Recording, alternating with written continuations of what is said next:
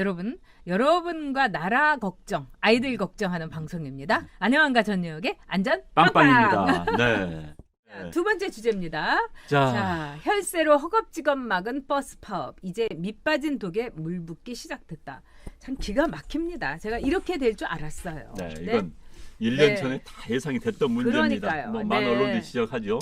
1년 전부터 예상됐던 건데 이제 와서 허겁지겁 막긴 막았는데 결론은 저는 결론도 예상했습니다. 네. 아, 세금으로 또 막겠구나. 세금으로 막을 수밖에 없습니다. 결국 이제 뭐 가격 인상해가지고 부담을 네. 준다는 것인데 지금 결국은 아니 버스 기사는 일을 하겠다는데 못하게 해놓고 못하게 그렇죠. 하니까 나 수입 좀 보존해줘 하니까 그래 그러면은 못해 처음에 그러니까 나 파업할래 그래 그럼 세금을 줄게 이게 말이 됩니까?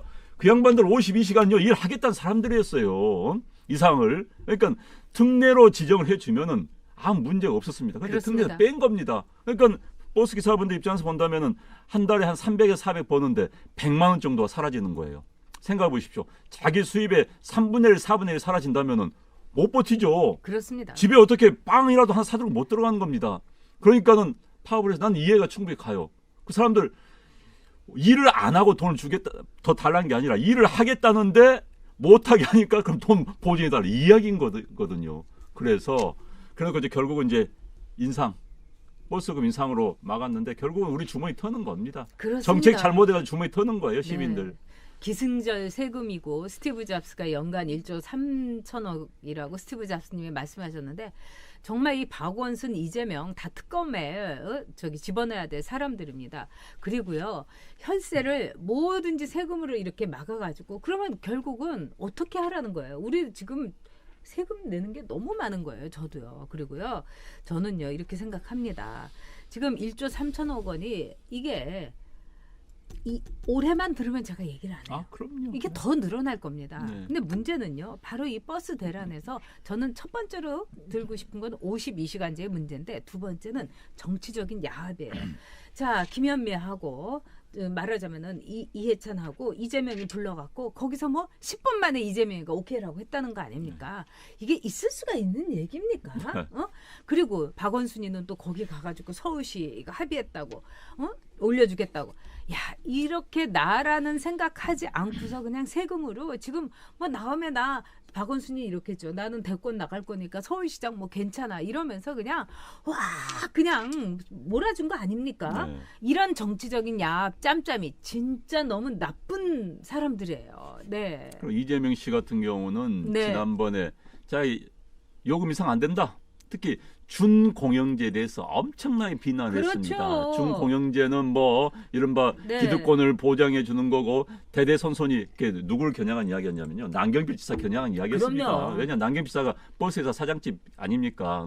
그래서 뭐 준공영제 하면 한 번 그 노선을 받으면 대대손손이 먹고 사는 이걸 막아야 된다면서 준공영제에서 엄청나게 비난했던 사람이 얼마나 거품을 물었어요. 이번에 깨갱하고 20분 만에 깨갱하고 그냥 탈탈 털고 나왔습니다. 이제 일각에서는 이번에 이제 재판 있지 않습니까? 뭐 곧 이번 주에 아마 나오지요 아마 1심 선고가 나올 텐데 이런 걸 앞두고 이제 고개 숙이고 있는 거 아니냐 이런 이야기도 있지만 어찌됐든 이재명 씨는 본인이 말 바꾼 거에 대해서 설명해 줘야 되는 겁니다. 그렇습니다. 왜 중공영제에 대해서 본인의 소식이 바뀌었는지 왜 인상에 대해서 현재 가격 인상에 대해서는 경기도가 지금 경기도는요 아시겠지만 서울시는 일반 버스 요금이 1,200원입니다.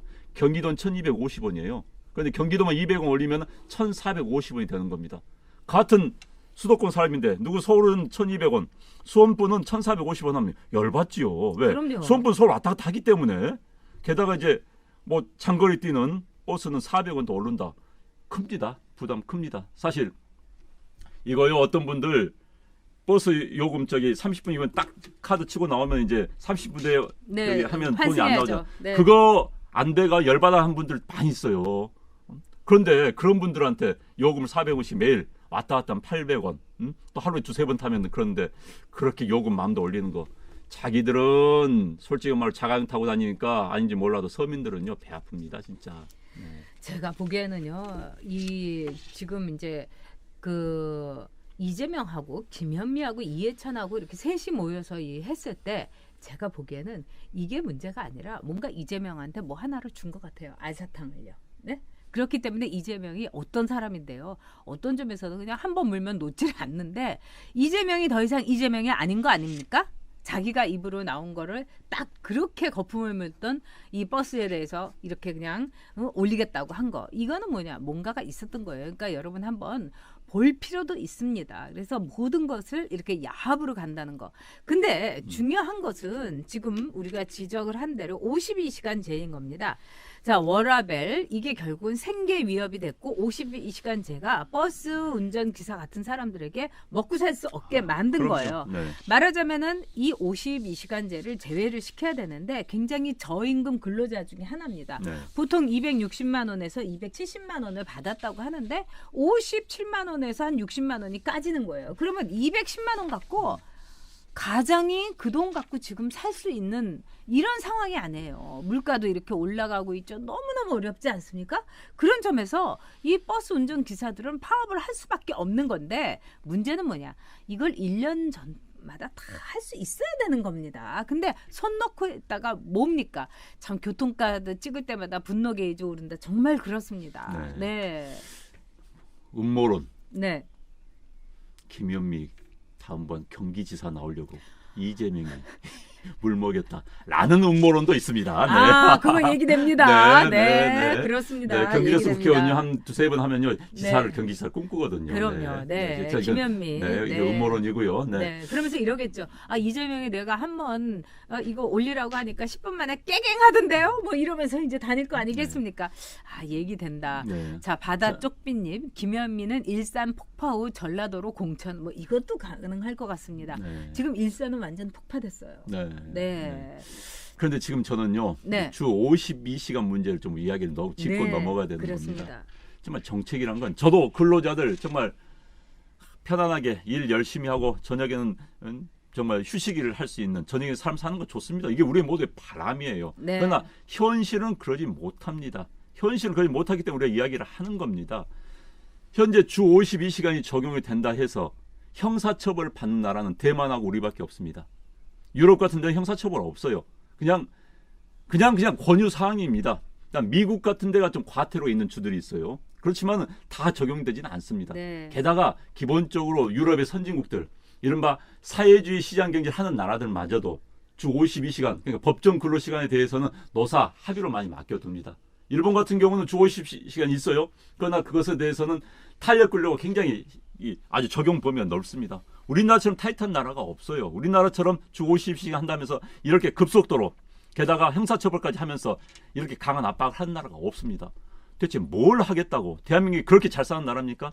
대한민국 노르웨이 같으면 할 수 있어요. 대한민국이 스웨덴 같으면 할 수 있어요. 그러니까 대한민국 아직 그런 나라가 아닙니다. 아직도 아닙니다. 그렇습니다. 그런데 이 나라에 뭐 멋있다고? 아, 멋있어요. 주 52시간. 대한민국 국민들은 주 52시간만 근무합니다. 이 문재인이 이걸 만들었습니다. 말은 좋지요. 말은 좋아요. 그러나 죽어나는 국민들은 어떻게 하는 겁니까? 이렇게 주 52시간을 쾌속으로 빨리 무자비하게 적용한 나라가 없고요. 지금 기업인들 다 죽어나고 있습니다. 얼마 전에 기업인들 만났는데요. 네. 조그만 기업이에요.